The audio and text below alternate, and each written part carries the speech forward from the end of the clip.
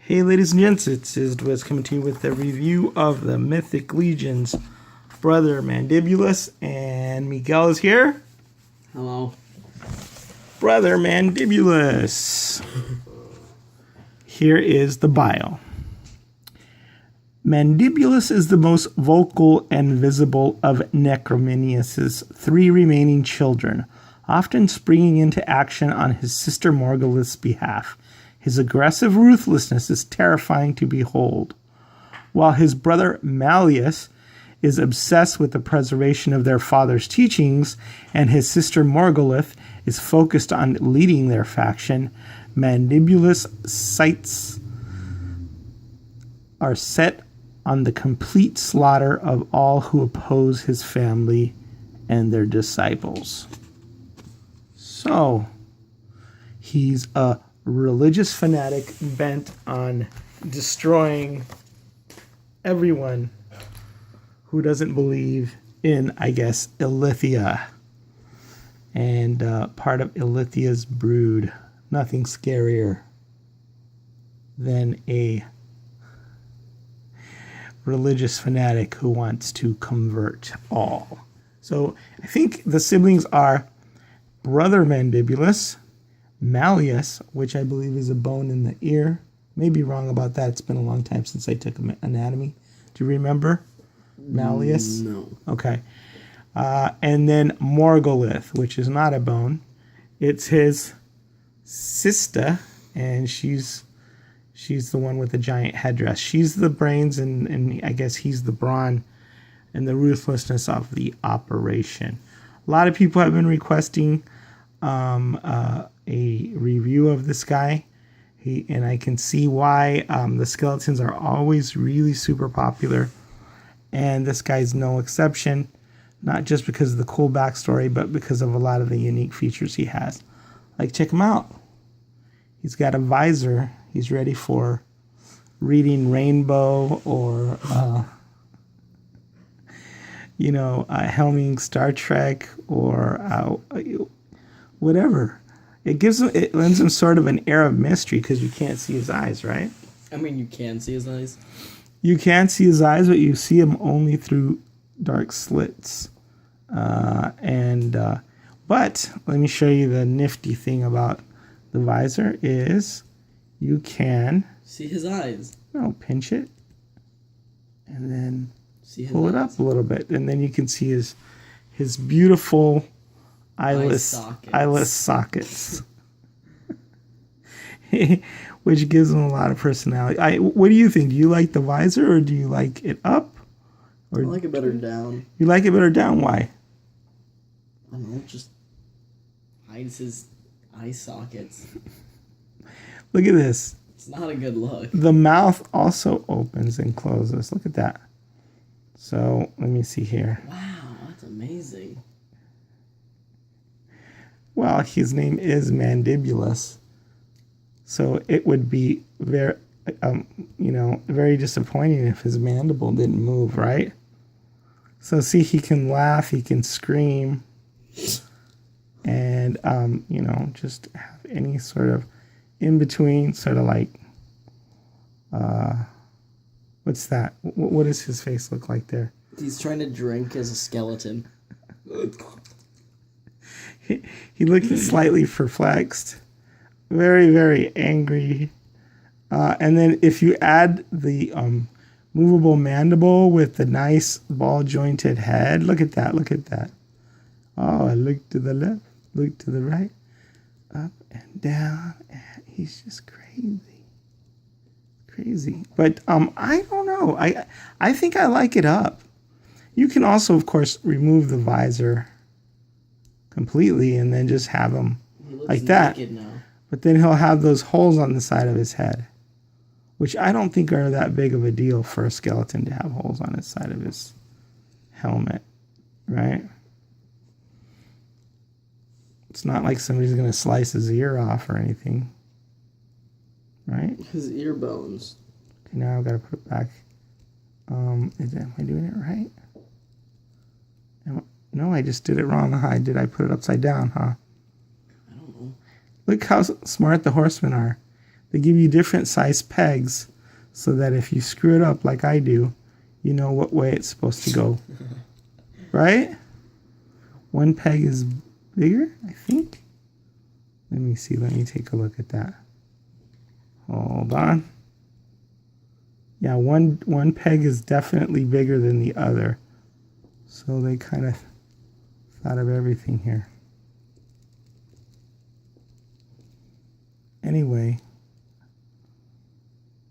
Nope.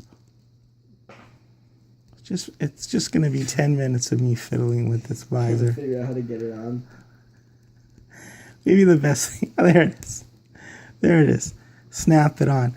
So I think Miggy says he likes it with the visor down. I like it with the visor up. So I'm always right. So we'll just leave him with the visor up. What do you think of the fact that this guy got one of the horns on his helmet broken off and just didn't give a darn? Sounds like he broke his helmet. And what? Why didn't he get it repaired? I mean, because they're pointless and probably just catch on things. He probably walked under something, like hit a branch, and it just broke off. Yeah. Do you like the asymmetrical look? Does that give him more character? Or would you have liked an extra horn? I think he looks better with the half horn. I mean, it makes me wonder what happened to it. I think he was just walking under a branch and it just caught and bonk. No, it's got to be something more dramatic. And if you look, I think he was running under a branch and then it broke. So, okay. He tripped over a branch. Helmet, visor, chainmail, then this collar piece, then the spiky pauldrons. And then one side, he's got a lot of asymmetrical to him. Asymmetrical.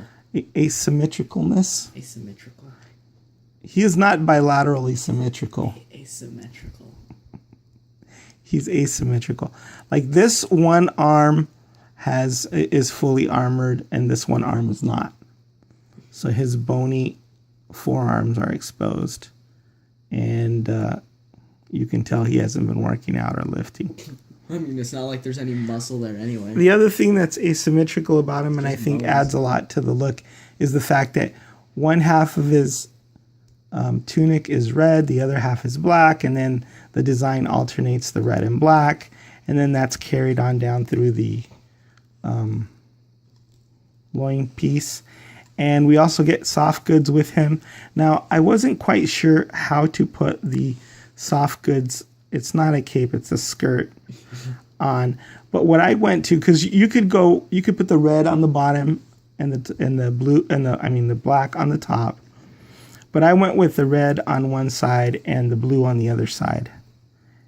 So I could expose a lot of this dirty distress cloth that they have there. So not only does he have a broken horn, he looks like he's been dragging his cape through the mud. He tripped on a branch. That's how he broke his helmet. He's just really clumsy. And then if you see his loincloth, there's a lot of like dark spattering he must there. have fallen face first. And then like this is distressed, so it's all ripped up. And then there's some sort of something applied to it to make it look like it's, all tattered and torn and dusty and muddy and everything. So yeah, he looks like he's been, running through some briar bushes or something. Another cool thing about him is this cool scimitar with the horn hilt and the horn handle. We've seen that before in other figures. It's definitely one of my favorite weapons. Let me take it out here. I have it on his handy dandy weapons belt. Maybe, no. It's not great to put this particular weapon on the weapons belt because it's kind of hard to take it out. But that's what that looks like. It's got nice weathering and nice wash. Some dirty parts to it. And then it's got a mace. Miggy, what do you think of the mace? I'll bonk you on the head with it. It looks painful. It looks painful. Right, so he's got a mace, he's got the scimitar, and then he's got this, whatever the heck this is. Look, it's kind of like a harpoon. It's a really long axe. I think it's more like a harpoon or a spear. But it also has a cutting edge to it. And I really love all the detail. It's an X-Acto knife. All the... It's a super enlarged X-Acto knife. Yeah, that would do some serious damage. And then it's got all this like leather straps tied on there. So that looks really cool. First time I've seen this weapon. Also adds to kind of the unique flair. Because they've done lots of skeletons, but they haven't done any other one with this particular weapon. You know, with the two tones, as far as I remember, and with this level of distressing and dirtying up of the skirt. So, The skirt. and if all of that isn't enough, although it definitely should be, he also comes with an extra head. Casual Mandibulus. This one is him at a different point in his life because it's missing one of his teeth. But the mandible works, and you know we can never have too many skulls hanging out. Let's see what that looks like. Here is the regular skeleton head. Unlike Morgolyth, the neck piece pops out real easily, and then you can see what he would look like if he was just bald and had no helmet and had no visor and had no chainmail. Not as good. He looks awesome. You like that? No, not really. Let's put a crown on his head. Oh yeah, that looks sweet. So yeah, comes with the scimitar, the mace, the harpoon, weapons belt, and not this because this is, I got this in China. From China. $1.99. Took like a month and a half to get here. I molded it into an oval a little bit. But how do they make this and ship it for $1.99? No shipping or charges or anything. Underpaying workers. I'm afraid you're probably right about that. But it is awesome. And I appreciate the fact that the workers were willing to take a little less so that I could have my $1.99 crown. Mandibulus likes it as well. So, any questions or comments? No. You want to see what he would look like with wings? So imagine him, but he's got wings on his back. Well, all of these figures come with wing adapters, and I haven't really talked about them too much, but you can basically take these wings and snap them on there, and then wings sold separately. Of course, that adds like a real supernatural As thing if to the it. skeleton wasn't supernatural enough. And then with Arethyr, which is a figure that's coming up, we're going to get bat wings or demon wings or dragon wings or whatever you want to call. Get him the shiny purple wings. Oh man, that's sweet. That's a really He's sweet lacking thing some there. shiny purple wings. All right, brother Mandibulus. Mandibulance. Mandibulus. He is to his signing out.